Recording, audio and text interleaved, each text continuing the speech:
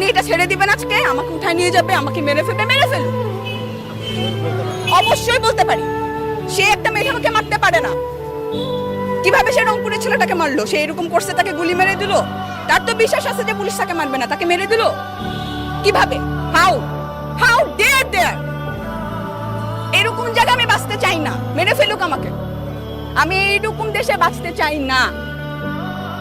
পৃথিবীর কোনো দেশে বাঙালি এখন আর চাকরিও পাইতেছে না, কারণ বাংলাদেশের ভৌগোলিক আর পুরা দুনিয়ায় বাংলাদেশ এখন জানে বাংলাদেশ কেমন। একটা রেড অ্যালার্ট কান্ট্রি হচ্ছে বাংলাদেশ।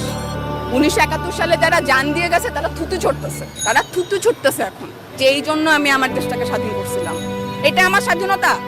আমার ক্যাম্পাসে স্টুডেন্টরা নিজের ক্যাম্পাসে থাকবে, ক্যাম্পাসে বিজেপি বাইরে মোতায়েন করে দিয়ে ছাত্রলীগ ঢুকাই দিবে তাদেরকে মানার জন্য। এটা আপনি বলতেছেন স্বাধীনতা?